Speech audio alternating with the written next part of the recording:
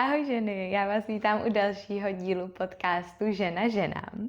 A dneska jsem si sem pozvala Andrejku Slíškovou, fyzioterapeutku a hudebnici. A dneska si budeme povídat o tématu, který mi přijde, že se týká hodně nás žen. A to je téma hranic a jak se naučit říkat ne. A vůbec jak se to, když neumíme říkat ne, projevuje vlastně v našem fyzickém těle. A co s tím? Takže já tě vítám, Andrejko. Ahoj Veronko, moc krát děkuji za pozvání. Jsem ráda, že jsi tady. A my už než jsme zapli kameru, tak jsme si o tom začali trošku povídat. A mně se hrozně líbilo, jak jsi říkala, že je to hodně o tom solaru plexu. Ne, solaru plexu nebo plexusu, jak se to říká? A solaru, tak nějak je to skloňování. Solaru.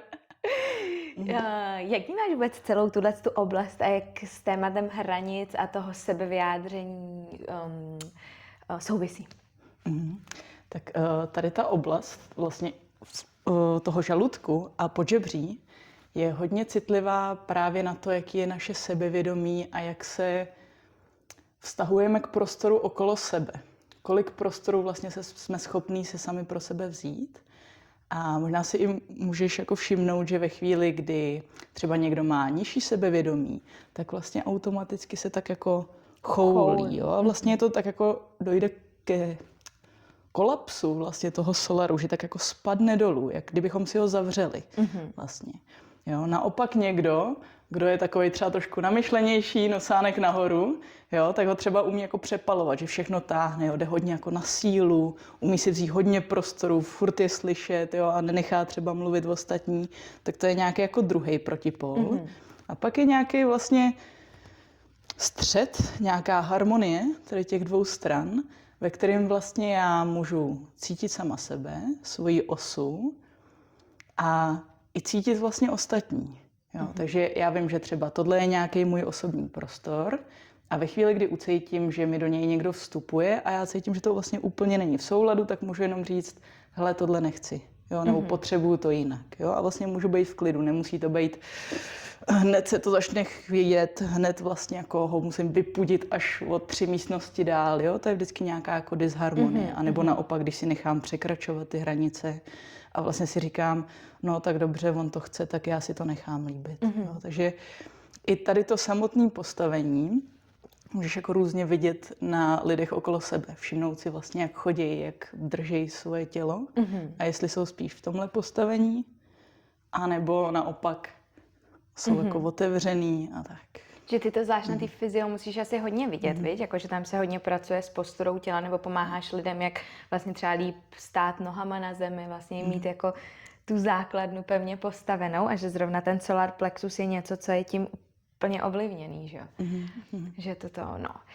Já vnímám, že my jako ženy máme, nebo co jako spíš vnímám kolem sebe, že máme tendence po sobě nechat šlapat i tím, jak hodně žijeme v takovém tom programu těch hodných holčiček a pořád se vlastně upozorňovat a vycházet někomu vstříc, že to je jakoby to hlavní naše téma.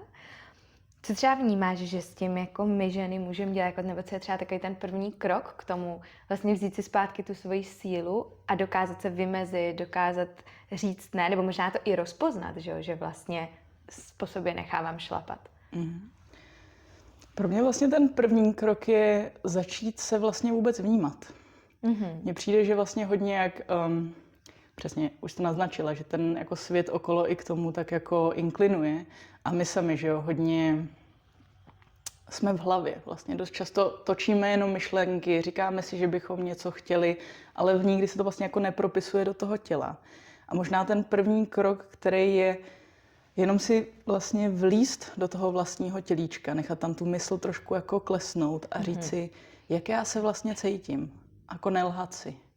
Jo, připustit si, mám možná nějaký v sobě emoce, které si jako nedovoluju úplně projevovat. Jo, je tam něco, co vlastně moje tělo mi říká, i třeba skrze bolesti nebo nějaký napětí. A ve chvíli, kdy ano, tak vlastně začít sledovat, aha, a co to po mně teda chce. Jo, protože i ty emoce, i ty bolesti jsou vlastně jenom nějaká zpráva, kterou nám to naše tělo dává. Je to vlastně forma komunikace. A my máme tendenci na to tělo pak nadávat, že jako nám nedovoluje teda dělat všechno to, co chceme a furt všem vycházet vstříc a tak, protože my bychom chtěli, že jo, to srdce je většinou obrovský u těch žen, který vlastně tady tím tak trošku trpí, tak oni mají obrovský srdce a rádi by všem pomohli, ale vlastně zapomínají na sebe a to, kde se to pak může projevovat, je právě to tělo a emoce. Jo, a to tělo ve chvíli, kdy začíná bolet, tak není proti nám. Ale je to jenom to, že jsme už neslyšeli dlouho to napětí, který říkalo, hele, tohle ti nedělá dobře úplně, zapomínáš na sebe, podívej se taky, co potřebuješ ty. A ve chvíli, kdy to neslyšíme, tak vlastně dost často jediný, jak nás to tělo může ještě víc upozornit, je to, že nás prostě zastaví. No, ať už nějakou bolestí, úrazem nebo nějakou velkou nemocí ve výsledku. Je to pak takový dar vlastně toho, toho zastavení, že? A že občas to může být jako v vozovkách menší disharmonie, jako třeba špatný trávení, že jo? Nebo průjmy, zácpy. Jo, i jako nabírání na váze vnímám, že jako hodně způsobený těma hranicema, i tím, že tam vlastně možná jako není ten vnitřní oheň, nebo je, ale je přesně, jak jsi i říkala, vlastně takový jako uhašený nebo vlastně stísněný a nemá třeba takovou kapacitu tu potravu dobře trávit, že jo, pak si to člověk třeba ukládá po těle a tím, že ještě občas to trávení tak jako v vozovkách podchlazujeme, že jo, nějakýma salátama a jogurtama, takovou tou dietní stravou, že jo, za nějakým cílem zhubnout nebo tak, ale že kolikrát jako i ty tuky nám vlastně dělají takovou tu obranou vrstvu, možná jakoby těch hranic, že jako i třeba psychosomaticky vlastně se chceme obalit a ochránit nějakým způsobem třeba před tím světem. Nebo takhle to tak jako vydám kolem sebe, no, že to, a ty ještě, Andrejko, pracuješ hodně s tím, se zpěvem a s dechem. Mně se to hrozně líbilo, jak jsi říkala, že ten solar je vlastně takový to, já teď jsem ale byla taky jako vyjádření sebe jako té hranice. Můžeš třeba k tomu ještě něco víc říct, jak třeba se s tímhletím dá i pracovat třeba? Určitě, tak ten solar, na rozdíl od vlastně jiných zvuků z různých jiných oblastí a jiných čaker, tak opravdu naznačuje to, že si člověk veme prostor, že tam vyjádří tu hranici. Takže on je hodně takovej ostrej, přímej a i třeba určuje směr vlastně, jo? Protože ten solar je i vlastně o tom, že jdu si za svým cílem, jo? Nebojím se, jo? Mám nějaký směr a vím, kudy se tam dostanu.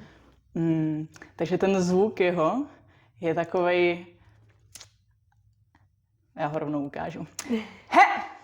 Jaký ostrý, jo? Je takový to, jo, ne, stop, jo? A podle toho, jak já se tady opřu, můžu si ho vlastně zaktivovat skrze dech, to z jogy znáš jako breath of fire, jako ohnivý dech,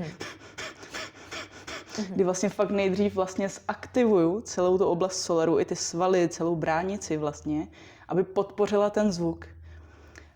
Dost často poznáte ve chvíli, kdy někdo má ty svoje hranice dobře položený, tak ten tón je ostrej, ale nevyskakuje nikam jako vysoko.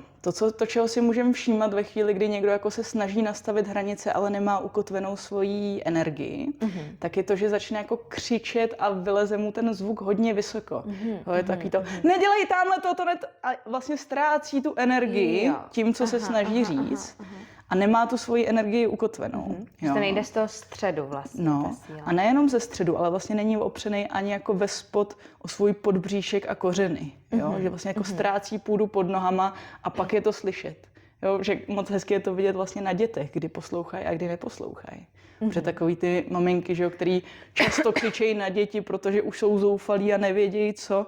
A je to vlastně tady, ta energie je hodně vysokou, už je to takový jako všude možně a křičej, tak ty děti vlastně na to zas tolik nereagujou. To je zajímavý. Ale ve chvíli, kdy je tam ta usazená a je tam i klidně jako, může to být i klidný vlastně, ale v tu chvíli to pevný ne, tak ty děti vlastně reagují úplně jinak, protože já udržím svoji energii, ale zároveň mu nastavuju hranice.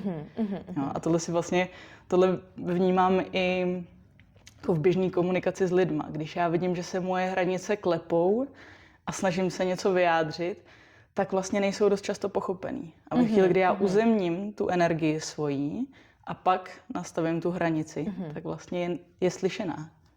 A jak to udělat, když prostě jako ženy zjistíme, že teda máme oslabený trávení, že třeba i ty střeva nebo prostě průjem, zácpa, jo, třeba i to vylučování není úplně v pohodě, nebo nadváha, anebo přesně tohle, že regulárně vím, že si po sobě nechávám třeba šlapat, nebo maminka třeba, která je vyčerpaná, prostě ty děti jdou přes hlavu.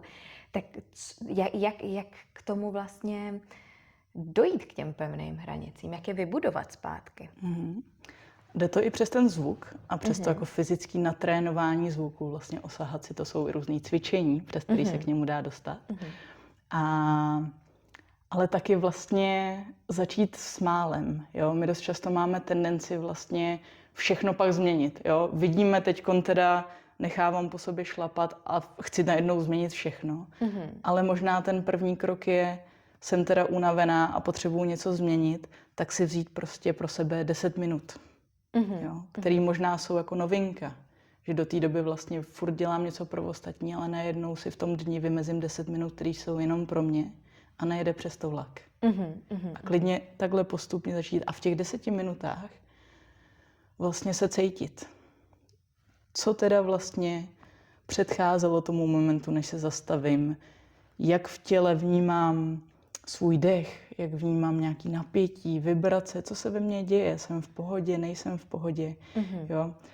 Dost často lidi, když jdou třeba meditovat, řeknou si, že budou těch 10 minut meditovat, ale přijdou vlastně z toho roztěkanýho dne, kdy jsou pro všechny ostatní a přijdou do té klidné meditace a ještě si tam dají další tlak na sebe, že teda musí na nic nemyslet, že musí teda vyčistit úplně tu hlavu, tak jasně, že pak jakoby se tam akorát nahromadí ta frustrace a pak vlastně člověk, těžko říct, jestli vlastně těch 10 minut bylo pro něj vůbec, ale vlastně možná si tam nedávat ten záměr, že zase musím něco dělat, možná můžu jenom pozorovat tak, jak to opravdu je.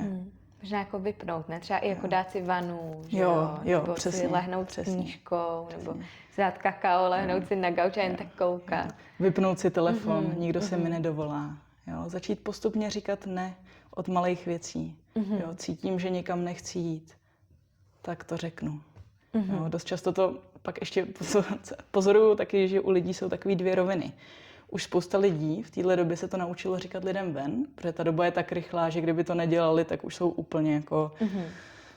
No, už jsou vlastně, už nemají žádnou energii, kterou by mohli dávat sobě. Ale ještě pořád to dost často neumíme vlastně u těch blízkých lidí, že tam je to naopak těžší, že někdo, kdo nám je blízký, tak vlastně chcem, aby se měl líp. A že vlastně chcem teda, aby třeba, když chce jít teď do divadla, tak teda řekneme, že půjdeme s ním, i když třeba se na to už necítíme, že bychom potřebovali spíš být sami a tak.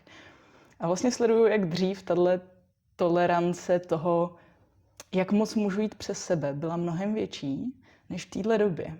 Jak u sebe, tak u spousty mých klientů a klientek.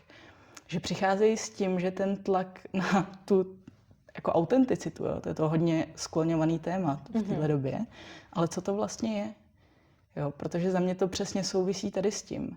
Já ve chvíli, kdy cítím, že něco nechci, ale vlastně ten druhý člověk vlastně by rád, abychom třeba tohle spolu sdíleli, šli někam, tak dřív jsem vlastně mohla být 80% od toho, že řeknu, no tak dobrý, mě se tam moc jako nechce a radši bych něco jinýho dělala pro sebe, využila to k tomu, co já chci, kde je ta moje cesta, ale v pohodě půjdem a užijem si to. A vlastně jsem si to užila, bylo to hezký a pak jsem se vrátila k sobě.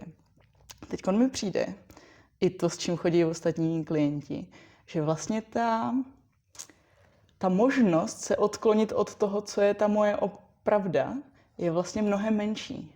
A že když já v tuhle chvíli řeknu, tyjo, dobře, tak já půjdu na něco, co se mnou není úplně v souladu. A klidně i třeba 5% bych chtěla trošku nějak jinak, ale nevyslovím to. Tak v tu chvíli už když tam dorazím, tak třeba cítím, že jsem mnohem unavenější, že si to ani neužiju, že jsem podrážděná a vlastně nevyjdu vstříc ani tomu druhému, který si to taky neužije. Vlastně mu to otrávím. A sleduju tohle jako u spousty lidí okolo sebe, že to tak jako teďkon máme. Nevím, jestli se to týká i tebe vlastně. Že už možná ta tolerance není taková, protože prostě sebe přešlapujeme v tak velký míře, že už pak další jako nějaký přešlap mi přijde, že už je jako moc. Taky a zároveň naopak, čím míň po sobě necháváme šlapat, tím víc si uvědomujeme, kde ještě všude říkám ano místo ne. Jo, že já vlastně Tak jdu. Já jdu z roviny taky, kdy mi museli odejít vlastně chronicky ruce na 3 roky, že mi jako brněly, nefungovaly mi a přesně nemohla jsem dělat fyzioterapii, nemohla jsem hrát na kytaru, že mi to zastavilo v tom, co jsem dělala nejradši, abych si musela zvědomit, abych musela jít dovnitř a zvědomit si, co dělám vlastně jako tak, že mi to už nevyhovuje, že už mi to neslouží, že už to neslouží nikomu jinému ani. A dřív ty hranice byly jako moje úplně někde jinde a vlastně ta tolerance tam byla, ale ve chvíli, kdy jsem postupně začala si uvědomovat, aha, tak tady řeknu ne, protože to je hodně daleko, jasně, super, tak se to začalo vlastně posouvat. Takže ono občas i naopak je člověk pak mnohem vybíravější vlastně v tom. Ale o to víc sleduju, že tím víc mě potkávají fakt takový ty synchronicity, to s kým vlastně opravdu je to plně v souladu, kde cítím plně to otevřené srdce, protože já vždycky, když říkám něčemu ne, tak něčemu jinému říkám ano. A naopak, když něčemu říkám ano, tak mi to vlastně bere ty moje kapacity a můj časoprostor na to, co by mohlo být místo toho. Kde bych opravdu mohla cítit, že ano, tohle je moje, tohle je ta moje cesta. To je cesta, že tam můžeš být sama sebou, možná Přesně, jako uvolněná, přijatá, vlastně to, co v těch vztazích vlastně hledáme. Jo. Protože mně občas přijde, že, jak jsi i zmiňovala, že jako chceme často my jako ženy dávat, protože máme jako velký srdce a tak, mně přijde, že často chceme dávat kvůli tomu, že se bojíme, nebo ne ani, že chceme dávat, kolikrát ani nemáme z čeho dávat, ale furt dáváme a dáváme, protože se bojíme té ztráty toho druhého, vlastně, že se bojíme o to přijetí, že se bojíme nějakého vyloučení a že pod tím překračováním hranic je vlastně hluboce zakořeněný strach.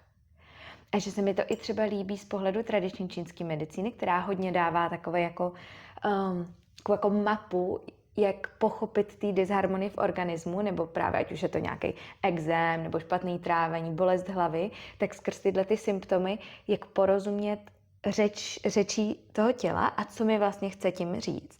A že zrovna právě i to sebevědomí, nebo neschopnost říkat ne, neschopnost se vymezit, což je spojený často s elementem země, jakoby se slezinou, s žaludkem, tady prostě s tím středem, což úplně prostě rezonuje s tím, co říkáš ty, vlastně i špatný držení těla, že jo? Což je taky ten element země, ta opora, ale že to vlastně jde ještě hloubš až do těch ledvin, že vlastně ty ledviny naše, jakoby ten element vody, to naše podvědomí, to podhoubí, z čeho my vlastně jdeme, ta naše vůle, že to je vlastně ty bedra, o který my se můžeme opřít a vlastně, když se o ně můžeme opřít, tak potom stojíme vlastně sami v sobě a jsme přesně těma nohama, těma kořenama vlastně v té zemi. A přijde mi, že já úplně právě miluji fyzioterapii v tomhle sami, protože mi přijde, že jako to, jak stojíme reálně, tak žijeme. Víš, a že jako řekla, že prostě je to na tom člověku vidět fyzicky, to jak stojí, to jak chodí, prostě takové, jako je i emočně a že vlastně je to všechno v tom organismu provázaný a že zároveň, když člověk jako pracuje na tom sebevědomí, že se občas vyplatí se třeba podívat i jako hloubš do toho systému, vlastně, kde to pramení a že to jsou možná ty strachy, a pomaličku tahat za ty nitky, ať už je to třeba psychoterapie, že jo, kdy já se podívám třeba s nějakou podporou toho terapeuta na to, jako, hele, čeho já se teda vlastně bojím, nebo co jsem si tam v dětství prožila, co já vlastně jakoby hledám v tom, jako, nebo co by se stalo vlastně, když by mě ten druhý třeba nepřijal, nebo když bych jako vlastně ty svoje hranice najednou začala vymezovat, co to jakoby přinese, že jo? A nebo právě na tu fyzioterapii, kdy se naučím třeba dobře stát, nějak cvičit, posílit to tělo a vlastně tahat takhle za ty nitky.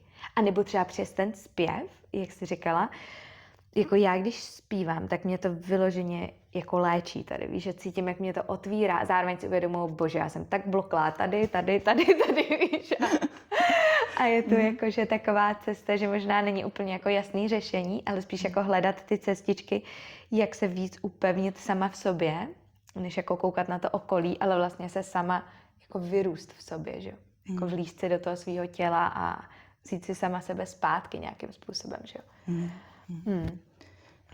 Jsi vlastně zmínila zpěv jako takovej, ale já bych vlastně možná jenom chtěla dodat, že to nemusí být jako o zpěvu a že se snažím, protože když se pro spousty lidí, když se řekne zpěv, tak si vybaví nějakou melodii, nějakou píseň a tak.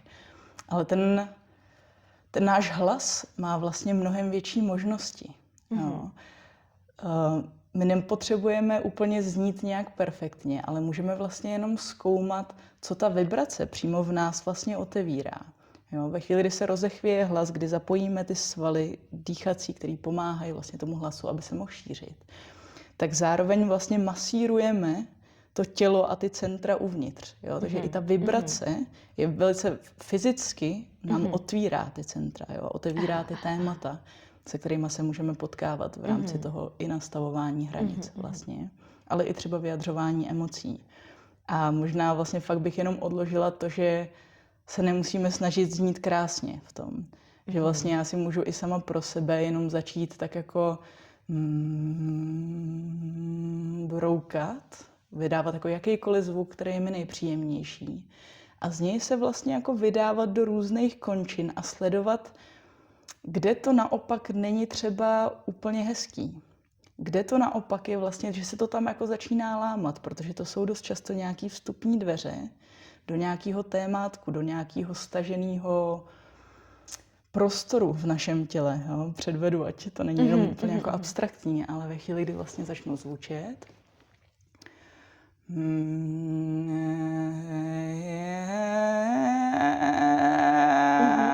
tady ten třeba, tak to je vlastně něco, kde není to, aniž bych si, je to bez toho, aniž bych si ničila krk, jo, neměl by nějak bolet, ale občas ten hlas je takovej nalomený.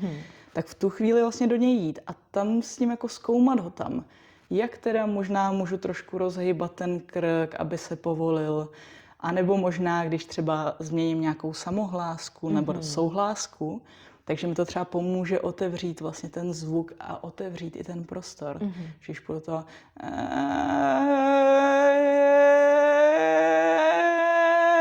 teď se to tam přesně otevřelo, že to najednou si to tam jako najde to místo. Jo? A není to o tom, že já přesně musím zpívat Skákal pes přes oves nebo nějaký opery, abych právě tomuhle pomohla, ale možná právě sebrat z toho ten tlak, že to musí nějak znít opět. Jo, že to je jako vzít ten zvuk jako léčivo pro sebe. Vlastně jako fyzicky, terapeuticky. Přesně. A těma vibracema to pootvírat vlastně. Jo. Nebo zharmonizovat. Jo, přesně. A pokud, jak jsme se bavili o tom, že ten solar má ten jako ostrý, přímý zvuk, to tak vlastně třeba druhá čakra, ta má naopak takový jako kulatý, tam je hodně ty emoce, takže my můžeme jako vyjadřovat smutek, ale vlastně opírat se fakt o to bříško, cítit ho, jo? Nebo i agresi, jo? Která je pro nás velice důležitá i k tomu, abychom nacítili, kde vůbec ta hranice je, tak dost často přesně to poznáme ve chvíli, až kdy už jsme hodně daleko a ta agrese vlastně opravdu začne kopat, hele, já už to potřebuju jinak a v tu chvíli je tam ten přirozený pud, ta sebezáchova, toho, že se tam fakt jako odstrčím sama od sebe a řeknu, už tady tady ten zvuk, jako opřený vlastně dole. A co vlastně musím udělat, abych zaktivovala to bříško, aby mě to nebolelo v krku, tak zase, když zaktivuju to bříško, tak vlastně i tím vrčením já můžu sobě zaktivovat vlastně tu agresi. Jako animálnost. Takovou tu animálnost, to spojení.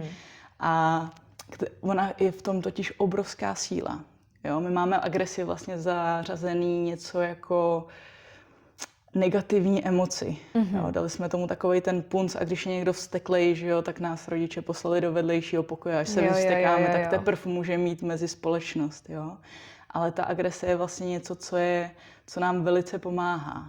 No ono je to vlastně ta stejná energie, která nám pomáhá říct to ne, jenom mi přijde, že je to až jak se furt upozadím a pak najednou prostě se vyvalí tak obrovská vlastně síla té agresivity a spoustu žen i říká, jako, že jsou až zděšený, kolik v nich je jako síly nebo zděšený, ale zároveň i jako takový wow, čo, já jsem schopná, bych byla schopná zabít člověka, víš, jako a až jako tohleto, že to v nás vlastně je, jenom možná tato síla, o které mluvíš, není rovnoměrně distribuovaná, tak aby jsme v tom každodenním životě, v těch maličkostech vlastně dokázali se vymezit, tak se tam někde jako kumuluje, že a pak prostě se vyto, že právě to jde jako zevnitř, že z toho podbříšku.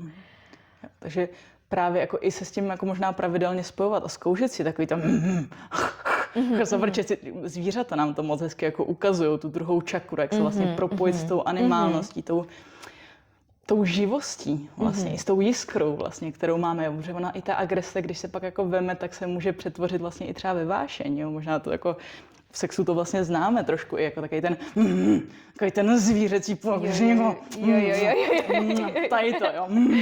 Jo, to je vlastně jako krásná živost, která vlastně ve chvíli, kdy jako může proudit, tak nám fakt jako může otevírat prostě všechny centra v těle, jak ten solar, tak i to srdce. Jo? Není to něco, co je negativní, nějaký jako spodní pudy, které jsou nízkovibrační. Nízkovibrační to je ve chvíli, kdy já na někoho vyplivnu ten vztek a někomu ublížím, tak to není jako tak. Že tím začnu ubližovat vlastně. Není to super, ale ten vztek jako takovej je něco, co je jenom čirá energie a je na mě, co s ní udělám.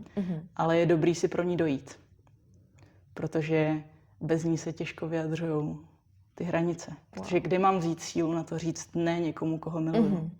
To musí být o tom, že se miluju ze spod a že vím, že přijímám všechny ty svoje tady ty věci. A umím si je užít. A vím, co je pro mě ta moje plnost a co naopak mi ubírá z té plnosti a co naopak mě v ní podporuje, aby to pak mohlo přetejkat, abych mohla dávat z toho, že mám navíc.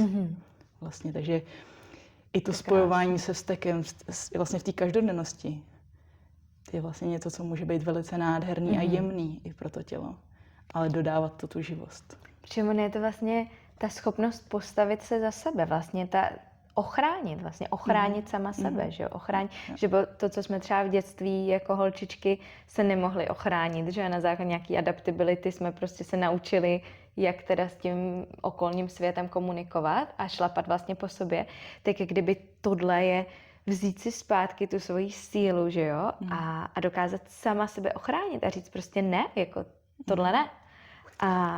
A mně se teda hrozně líbí, jak ty říkáš s tím zvukem, protože to je taková cesta, která mě něčím strašně moc volá, ale nevím úplně, jak do ní vstoupit. A teď úplně, jak to říkáš, si říkám, hej, tyž bych úplně takhle jako s holkama, víš, že bychom mohli udělat nějaký přesně, ty to i vlastně děláš, že jo, tyhle ty workshopy, nebo prostě se jako sejít ve skupině, třeba 10 žen, že jo, a teď prozkoumávat vlastně tu naší sílu a oporu sami v sobě, tyjo, to udělejme, tyjo. Můžeme, máme takový závazek. Teď musíme. Ale říkáš to moc hezky, protože my se dost často neumíme postavit sami za sebe, ale když teď mluvíme k ženám, tak ty ženy to umějí vlastně ve chvíli, kdyby se něco dělo těm dětem.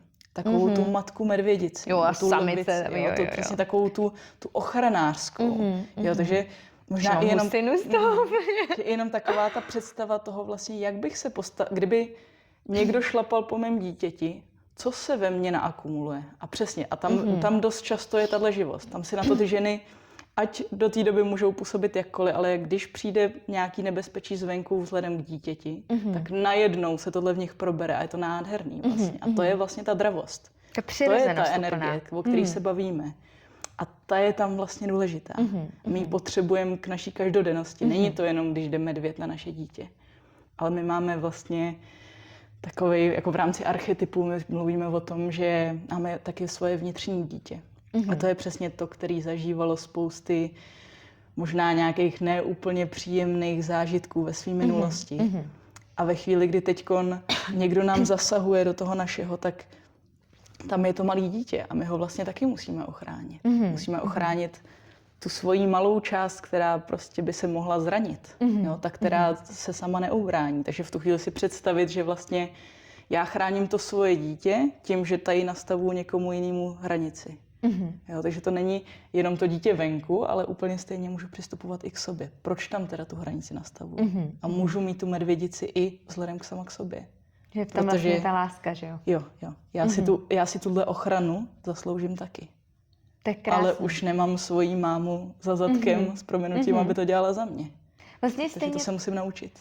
Naučit se vlastně tu pevnost a to ochranářství, že? Protože to pak stejně, když pak jsme maminky, že jo, tak ty těm svým dětem dáváš vlastně hranici, protože je chceš ochránit, že jo, já nevím, je tam silnice, že jo, ty ho zastavíš, nebo prostě podle mě maminky, tak jako vidím miliardu miliardu momentů, kdy tam musíš dát tu hranici, protože je chráníš vlastně. A že stejně tak je to tak i, že my dáváme ty hranice, že jo, protože je chráníme. A že ty hranice jsou vlastně jako koryto řeky, které tam prostě jsou potřeba, protože když tam nejsou, tak ta řeka se úplně, že jo, takhle vyleje z těch koryt. A že vlastně ty hranice, to není něco jako osekat, ale vlastně dát tam takovou tu podpůrný koryto vlastně, aby ta energie mohla týct tam, kam my vlastně chceme.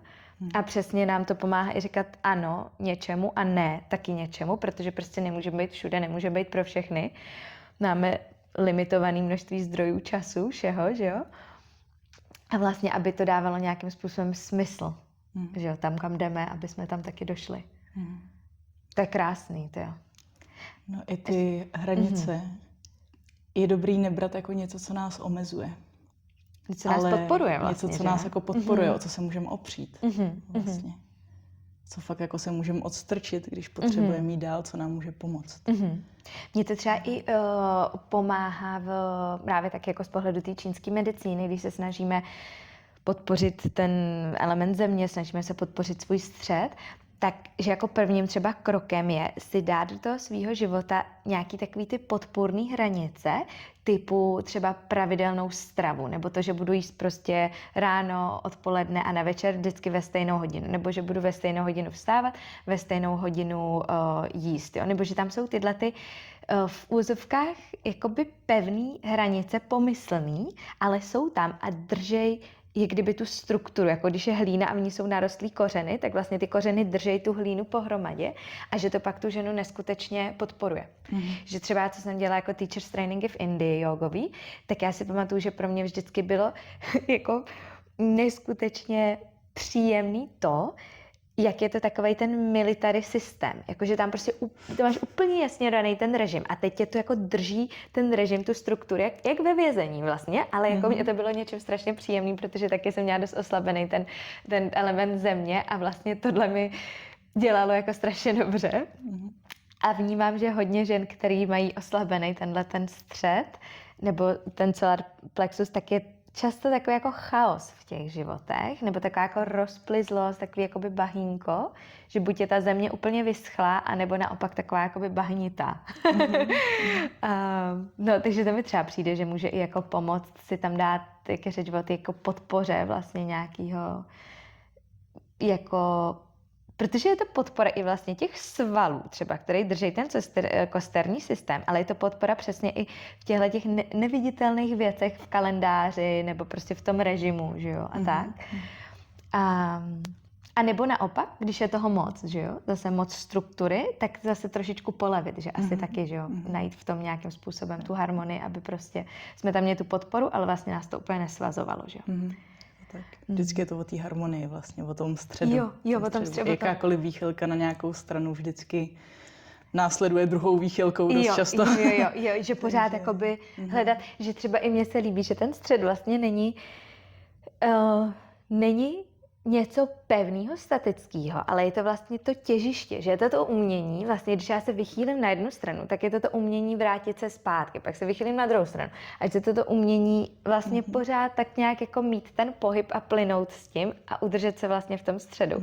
A že reálně je to i v tom fyzickém těle to těžiště vlastně, že jo, to hara, ten střed, ten dantian dolní, prostě všechno je to tady vlastně. A i s tím zpěvem. Mi kamarádky jednou dali k narozeninám, mi dali lekci zpěvu z nějakou operní zpěvkyní. Já jsem z toho byla úplně nadšená. A nejvíc, co mi to dalo, bylo to, že já jsem si uvědomila, že to, jak stojím, tak takovej ze mě vlastně vychází pak ten hlas. Jak ty to vnímáš jako hudebnice, jak vlastně to naše nebo fyzioterapeutka vlastně, víš, je až neuvěřitelný, jak to spolu souvisí, jak to, jak stojíme, ovlivňuje to naše vyjádření ven. Vymezení, vyjádření, projevení. O tomhle tématu by se dalo povídat tak 4 hodiny. Přemýšlím, odkud to. Ale to, co je pro nás jako určitě důležitý, a ty jsi už to naznačila, je vlastně cítit tu svoji spodní část břicha.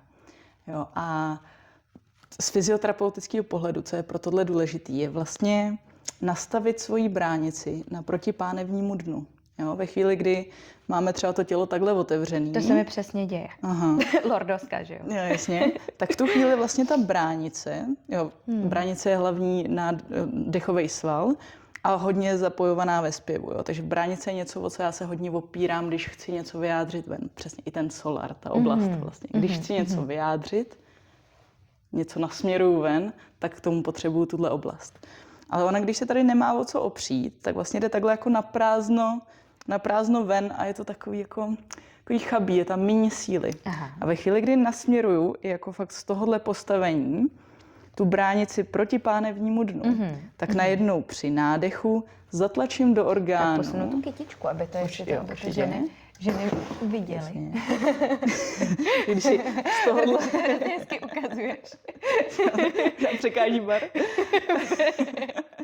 Ve chvíli, kdy naklopíme tu bránici proti pánevnímu dnu, tak ta bránice při tom sestupu dolů v nádechu vlastně, když se nadechu, tak zatlačí do orgánu, ty zatlačí do pánevního dna a já se fakt opírám až jako fyzicky o tu svoji první čakru, fakt se jako nadechnu až ke kostrči. A to perineum. Do svý hráze, do perineum, přesně.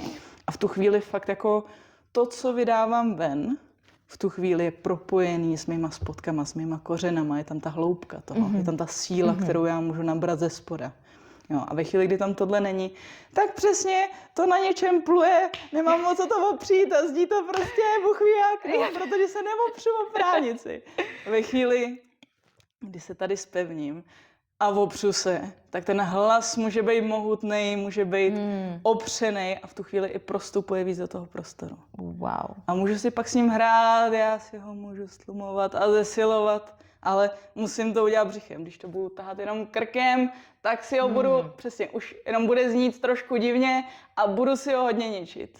Jo, takže to, kde se vytváří ten tón, není jenom tady, ale je to tady a jsou různý místa, podle toho, co chci vytvořit za tón, tak podle toho jsou místa, odkud ho tvořím vlastně. To je neskutečné. No, A nejenom můžu- tón ve zpěvu, ale Přesně. vlastně to vyjádření, že? Nebo Jak to, je co to chci ano, sdělit, to, jak ano. se chci vymezit vlastně. A možná i to, že to není jenom o tom to říct tomu vnějšímu světu, ale i jako sama sobě, že vlastně když jsem, jak jsi říkala, přesně takhle jako opřená o ten svůj spodek, tak vlastně vím, kde jsem, vím, kdo jsem a jakoby vím to sama před sebou, že jo? Protože jsem v rovině a vlastně jsem v té svojí ose. A že ty to podle mě musíš úplně vidět na tom se svýma klientkama, že to, jak stojíme, tak reálně jakoby žijeme nebo i prožíváme emočně ten svět a že často, když jsme ženy jako rozladěný nebo máme premenstruační syndrom nebo prostě jsme emočně hodně jakoby rozhoupaný, takže ta cesta podívat se na to, jak stojím, je jako obrovský nástroj, který může pomoct i s tím prožíváním, že jo, emocí nebo nějakým způsobem směřování v životě, sebevyjádření, vlastně, že se dostanu do té svojí osy. Je to tak a ve chvíli, kdy fakt jako tam je i ta osa, tak je i lepší vnímání toho těla a to tělo pak opravdu jako může mluvit a víst nás. Jo, že to může být jeden z těch nástrojů, který fakt jako nám pomáhá najít tu cestu tím, kudy se jako prohnat tím životem vlastně, kudy kam směřuju a že když ho vnímám, tak ono mi říká, hele, tady je víc napětí, tady by to šlo jednodušejc. Jo, já si pak můžu nacítit, tady mi to plyne hezky, tady se to moje tělo nadechne, tam je to taková radost v tom těle, cítím lehkost, tak tam chci jít a tady cítím a takovou tu tíhu, prostě nic moc. Tak kam se pak rozhodnu? Jo, budu následovat ten můj tok, anebo tady to. Jo. Ale třeba logicky to vlastně nemusí být úplně. Jo. Logicky si tady můžu říct, jo, tohle dává perfektní smysl, prostě krásná příležitost, jasně, teď to bych byla úplně hloupá, že jo, co by za to moji rodiče dali, kdyby měli tuhle příležitost, ale moje tělo tam dělá Jo. A tady prostě cítím, no tak to je úplný bizár, ale celé moje tělo je prostě otevřené. Jo, najednou ta čichy tam to je najede, prostě, najednou to tam pluje, tak říkáš, no tak kterou hru chci hrát? A v tu chvíli mám možnost volby. A za mě to je vlastně jako jediný, o co se hraje. Já se pak můžu rozhodnout jít tady, ale je dobrý mít tu možnost si vybrat. Wow. A sledovat, odkud to vybírám a kam to vede. Wow. Ty já vnímám, že to je úplně nádherný závěr vlastně k tomu ještě tady s tou cestou symbolicky vnímat svoje tělo a jít tam, kam nás to vlastně vede a kde je ten náš plný potenciál. Že? Andrejko, já ti moc děkuju. Taky moc děkuju, že jsi s náma pozdílela svoje moudra a těším se, že zase příště něco. Mně přichází tolik otázek a úplně bych to chtěla všechno probrat spolu. Už nemáme čas, ale určitě bude nějaký příště. Takže já ti děkuju.